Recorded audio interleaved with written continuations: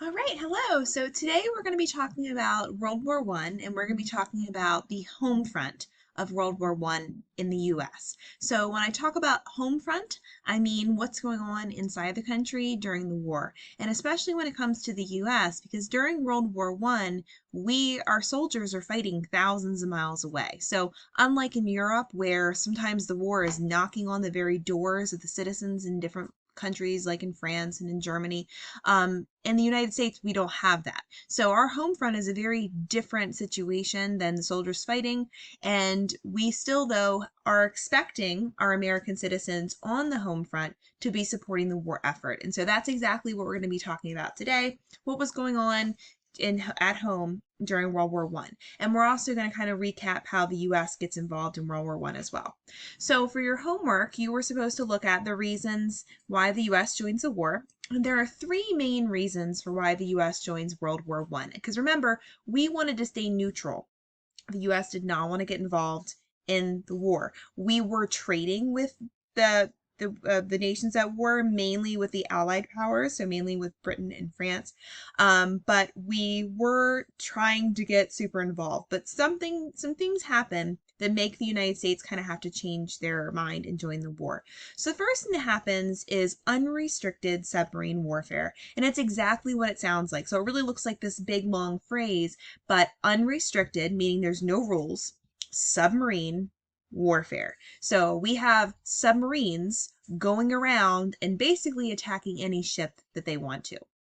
So how this starts is that Britain blockades Germany. So Britain had their ships organized so that ships could not go in or out of Germany. And that was a problem because Germany's trying to fight. Germany's the enemy of Britain. And these ships were blocking, this blockade was blocking ships that were not just supplying the military, but also supplying Germans with food. And so some of the Germans are starting to starve. So Germany reacts and they start attacking ships in the Atlantic Ocean and also areas in Europe. And America, we were helping the Allies, so we had some supplies on ships, and we would put supplies secretly on ships, even passenger ships that were going between the United States and Britain. And remember that this is before airplanes could travel across the ocean. So most trading, most travel, if it was going across oceans, not even most, all of it, if it was going across an ocean, was done by ship. So this was a big deal. And Germany knew that the United States was supplying Britain with lots of supplies. So they wanted to stop because they didn't want Britain to get the supplies because that was their enemy. And if the British ran out of supplies, then maybe they would drop out of the war. So Germany starts using their submarines or their U-boats, German U-boats is what they're called, to start attacking ships. And they are just attacking any ship that they feel like it. Now, obviously, they're not attacking their own ships, but British ships, American ships, French ships, didn't matter. Germany was attacking them, hence the unrestricted part of this. Now, America said, whoa, whoa, whoa, Germany, we are not part of this war. You are violating our neutrality rights. So you're going against our rights as a nation that is neutral by attacking our ships. And Germany kind of fires back and says, well, you're supplying the enemy, so we're going to attack you. And that continues to happen. And the United States continues to argue that Germany is violating our rights. And eventually, the Germans end up sinking a British ship called the Lusitania. It was a passenger ship that was traveling from the United States to Britain. It was a passenger ship that was traveling, like I said, from the United States to Britain. And the U.S. had warned its citizens not to ride on any ships because they knew of the threat of the Germans attacking the ships. Americans went on there anyway, and the Americans had secretly put in supplies to the British on the ship, and it was sank by the Germans, and 128 Americans were killed. So after this happens, the United States gets very upset and continues saying that Germany cannot violate our neutrality rights. So the next thing that happens is a Zimmerman note. And this is a telegram that the U.S. intercepts. So we get, we weren't supposed to see it, but we did, between Germany and Mexico. So Germany sends a secret telegram or a secret message to Mexico saying, hey, Mexico, if you join the war on our side, we'll help you get back some of that territory you lost in the Mexican-American War. And you can see on this map right here, that would be Texas and Nevada and, oh, sorry, not Nevada, Texas, Arizona, and New Mexico. I'm sorry. And that would be areas that the United States would lose to Mexico if Mexico joined the war. So this was a threat. We ended up seeing it. So nothing ever happened became of this, but the United States took this as a direct threat. And the last thing that happens that helps pull us into the war is, whoop, right here, the Russian Revolution. So there's a revolution that happens in Russia. Russia was an empire, so a monarchy, and they are overthrown by a communist government. And I know what you're thinking. Today, we don't think of communism being a democracy, and I'm not saying that it is today, but I'm saying that in 1917, the world saw communism as a democracy. So the United States, was much more willing to go to war and be allies with a democracy, now that Russia's that, versus when they were a dictatorship or monarchy. So those three things happen. And finally, the United States in April 1917, President Wilson makes his address to Congress, because Congress has to declare war, asking them to declare war, and most senators and House Representative members vote yes, and the U.S. officially joins the war. So what we're going to talk mostly about today, though, is the war on the home front. So you're going to be looking at an Edpuzzle that'll talk about what it was like for the soldiers fighting in World War I. But again, you're going to spend a lot more time in world history learning about that. So that's why it's important for us to look at how this impacted Americans on the home front. And when I said home front, like I said before, it means what's happening inside of the war. And since the fighting is happening thousands of miles away in Europe, the citizens in the United States were not directly involved with the fighting, but they needed to support it. So women would go and work in factories, as you're going to find out. They would grow victory gardens so that they could grow their own food, and so the farmers could grow food for soldiers. They would buy war bonds, which would support the war effort. And of course, they would join the military. And so all of these things help support the war effort. Another thing that the government does to kind of encourage Americans to support the war effort was the use of propaganda. Now, a lot of times we talk about propaganda as being a bad thing, because it is when information is shown to the public and it's shown to try to get the public to think a certain way. And a lot of times it has to do with maybe a negative thing.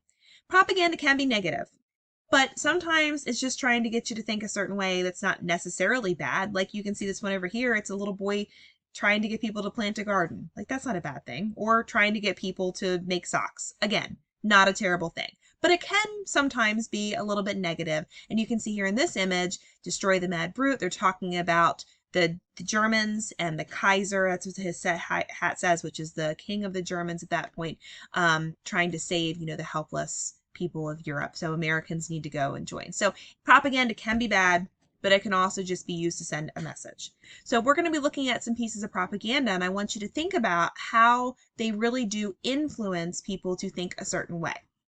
So the first I'm going to show you one I'm sure you've seen before, and that is this one over here. I want you to join the U.S. Army. So the Uncle Sam trying to get you to join the U.S. Army. And you can see here, if we look at this one, what do you see in the image?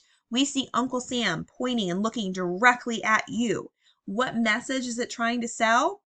He's trying to get you to join the army because we need soldiers for our war. And we did not have a standing army at that point. So we needed to have these soldiers join our war. And finally, what makes it convincing? I think the fact that Uncle Sam is pointing and looking directly into my eyes makes me feel like that's what I need to do. And if you look over here on the other side, there is still a place for you. This space is reserved for a fit man. Will you fit it? So again, it's reaching out. It's trying to call to people to say, hey, we need you. Not the guy down the street, not the guy, not the next door neighbor. You, we need you to fight. So these are two pieces of propaganda. Not necessarily anything wrong with them. It's just two messages that the U.S. government is trying to get across at this point. So here's another one. You can see that we have Lady Liberty right here. I see her. And if you notice, she's got a basket full of seeds. Now, honestly, she's probably planting wheat. I'm not exactly sure what she's supposed to be planting, but she's throwing them, she's planting them, and it says, every garden a munitions plant. So there are certain types of plants and things that the parts can be used for munitions, which is ammunition and things like that. But also the idea is that every time you plant your own food, that's food that a farmer doesn't have to plant for you, and that's food that doesn't have to be shipped across the country, and that now you're not shipping it across the country, you're saving resources like oil and steel and all those other things. So that's one of the reasons why the government tried to encourage these victory gardens for people to plant their own gardens so that the people could feed their own families, and all the farmers and all the other supplies could go directly to the war effort. So the last piece of propaganda that we're going to look at is this one right here: save the wheat, help the fleet, eat less bread. So again, the idea, it's very simple. You see battleships in the background. That's what they're talking about, a fleet of battleships. They're talking about saving the wheat for the soldiers, and also saving the wheat because the transportation of that takes a lot of resources away from going to the war. So the difference between propaganda and these political cartoons we've looked at is propaganda is in your face. Like, the whole point of propaganda is for you to be able to look at that image and to know exactly what it's telling you to do. A political cartoon, part of what makes it kind of challenging is that it kind of has a lot of layers to it, and a lot of things are not exactly what they seem. They represent different things. You have to think about it. Sometimes it's poking fun at something else, and you have to understand all those different layers to get the message. Propaganda doesn't want you to have to think too hard, because then they lose people. They want to get their point across very clearly. And that's exactly what the United States did, and how they used propaganda to help encourage people to support the war effort in different ways. So what your assignment is going to be, and this is different based on when I see you, because next week is going to get a little funky. So, well, actually next week is. So if I see you normally on Mondays and Thursdays, I'm going to see you twice next week. So your assignment is to watch Fighting in World War I Edpuzzle and to start working on the World War I Homefront assignment. It is a longer assignment, so it's not due until next week, but I want you to start working on it. If I see you right now on Tuesdays and Fridays, I'm not going to see you again until next week. So you have another assignment that you're going to work on Friday, because Friday is an asynchronous day. So you need to complete 2 Edpuzzles. My other guys are going to get it on Thursday, so you're not doing any more work. It's just a little bit different spread out. Fighting in World War I Edpuzzle, Citizenship in World War I Edpuzzle. Please remember, you have to watch the entire Edpuzzle, all of it, or it will not submit. The second thing you have to do is complete that World War I Homefront assignment. So all of that is due next week. And then remember, next week we shift to our new schedule, so I will see you on different days. So if I have you periods 1, 2, or 3, I'll see you on Monday, which is November 16th, and that is when it's due. If I see you 6th, 7th, or 8th period, then it is due on Tuesday, November 17th, because that is when I see you. So if you have any questions, please let me know. Very specific information for your class will be in your Week of a Glance in your Schoology file. So if you're confused by all these different dates, look there. I made it specific for each class.